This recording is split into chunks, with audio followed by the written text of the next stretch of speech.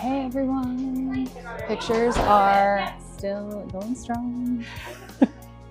And it is now a running joke that I just walk around and talk to myself because I'm always somewhere around the room talking on this mic. And we're live. So the rooms that we're in the studio are really, really tight, and I'm trying not to get all of the kids' faces on camera.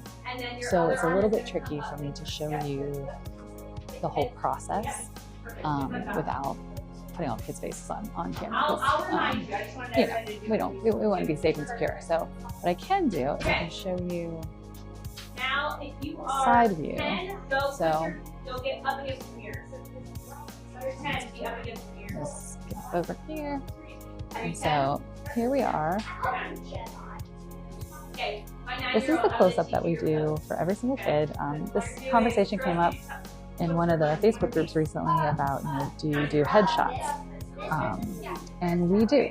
I don't call them headshots necessarily because a traditional headshot is really shoulders and head. But we do close-ups for everyone. They're waist high, but depending on like how long their tutu is or how long their skirt is, sometimes we'll get even the top of their legs, like thigh high. And that's really important because it gives us the opportunity to just have their face be more prominent in the picture. So this is pose number 1 for 9-year-olds. Pose number 2 is where we're going to do the close-up, just because I bet pose number 3 is on the ground, and pose number 3 is on the knees. And that's it for one dancer. And so we're back on our knees. These are 9-year-old poses. But back to whether or not we take these close-ups and why.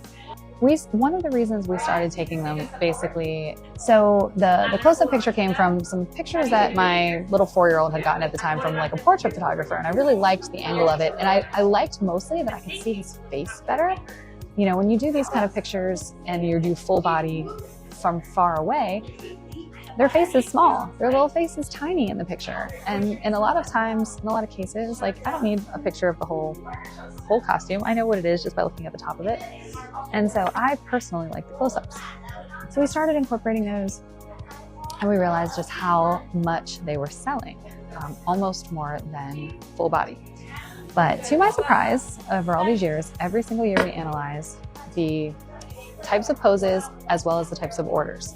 And much to my not surprised, it's almost 50% full body pictures, like traditional hand on head lunges, and 50% the half body close-ups. And then on top of that, I am irritated to learn that my orders are almost 50% digital and 50% print. So there was a year or two where the prints actually dipped down, and I thought we were completely heading away from no prints.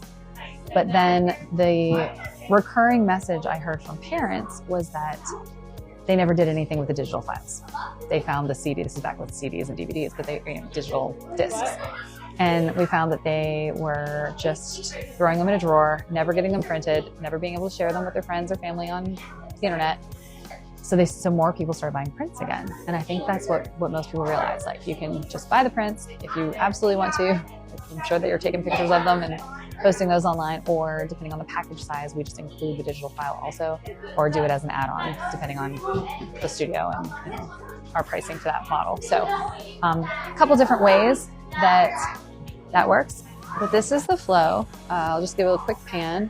Kids are over here. They're hanging out. We tend to have them stay standing if they still have their pictures to be taken, and then sit down if they've already taken their pictures. It's a simple system, not very, very crazy. We often talk about having them, we do group pictures first, so that once they're done, they can leave the room, because it does tend to get a little loud and chaotic in the room. However, at our studio here, they go and they practice their dance next. So it's a full rotation. So they do the pictures first, then they practice their dance, their parents videotape it, and then they go get changed for the next costume. So if we let them out early, it doesn't actually help anything, and it just makes the lobby more chaotic. So we decided kind of the lesser of two evils is to have them in the classroom and be chaotic in here, because we can handle it. But we have a handful of, a photographer, a helper, me. The younger ones, we have a teacher come in with them. But that's it. These guys are pretty well behaved because they're older. Yeah, so this is our group picture system. Essentially how we get them quickly. We're gonna go check out the other room. All right, now we're in a different room. We have this room set up. Okay, and we're getting ready. We're gonna do the group picture in here in just a second. And if you've been watching my videos, you know that I don't really focus too much on a group picture artistically. It's just a commemoration of the year. So it's like 2 lines or 3 lines, depending on how many kids are in the class. Tallest to shortest typically. Especially if the kids are like very different in height. They, even if you try to switch the lines, the tall ones then, even on their knees, are too tall. So then the little ones in the back can't be seen. So we really try to just we still sell a ton of group prints though. I don't really know why, but we do. So I think another key, let's get a little technical for just a second. If you take a group shot and all of their arms are out, or like in a starburst around, or they try to make it very artistic and they have arms out and legs out and things like that, their heads then get smaller, right? Because in the frame of the picture, their bodies are smaller so that you can make room and accommodate for all of those limbs, right? But if you keep it really simple and make them just like hands on knees or hands on hips or hands behind their back, then you can make their bodies bigger in the frame, and then their faces are more visible. And then I think parents enjoy that just maybe a little bit more. They can see them, they can see all their friends. All right, so here we go. I'm gonna go to the back. Let's see this process. Sit quietly for 3 more minutes.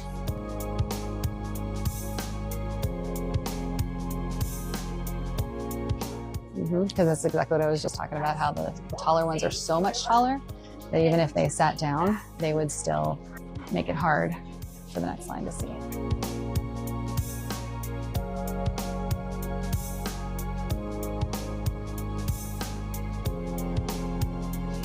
Okay, so as you can see, that's not very complicated and it still takes a couple minutes, right? So I'm going to show you what we're looking at here. Quick. That's our group shot. Okay, very, very, very simple. And that is it. Like, and it's still longer than I wanted it to take. All right, I'm gonna go see what the other classes group pictures looking like. Yeah, so we're gonna do 5, 6, 5, 3 lines, just like the other room.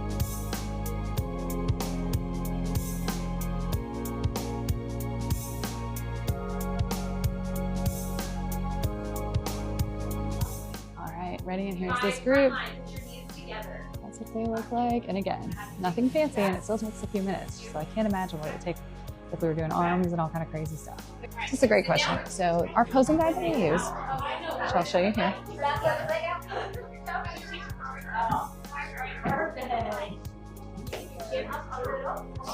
So the posing guide doesn't have specific musical theater poses, mostly because musical theater is usually based on a show or a song from a show.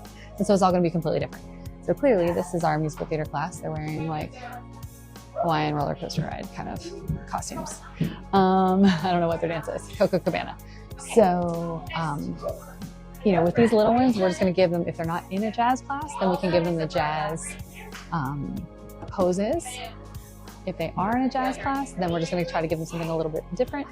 Typically, we'll say do something that kind of looks like the dance. So if they have a prop or a costume piece like suspenders or a cane or a top hat or a prop from the show that they're kind of emulating, then it can be that, and use that as the pose.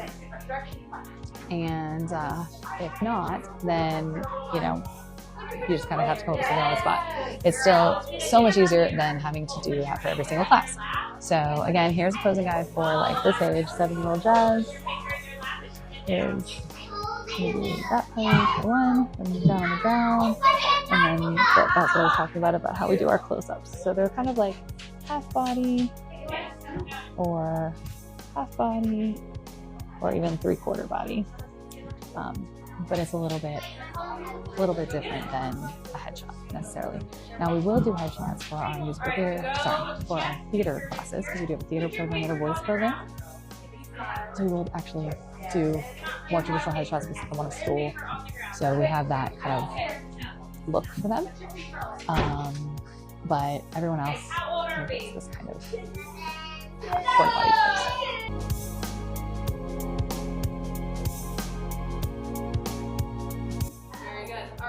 This is what we call a sassy pose. They always stick their hip out and they get a cute little, that perfect little angle. It's really attractive. And now group shot for this one. And it's a smaller class, so I'm going to stand back here while they kind of get it organized so you can see. Again, super simple.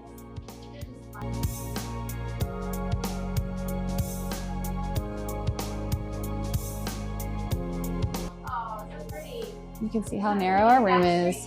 We use the two smallest rooms for pictures because we have, they run their dances in one of the bigger rooms so that the parents all come in and they can record. So we need enough room for the parents and the kids in that room. And then we use two other rooms for dressing rooms because we've got, at any given moment, there are about 5 whole classes happening, 2 in pictures, 2 in dressing room, 1 in rehearsal. And that helps with flow, right? So even though it's less than favorable to have the small room because it gets a little tight in here, if I had to pick where it was gonna be tight, it would be in here. Because I can handle it and my photographers can handle it, and it keeps it away from the parents.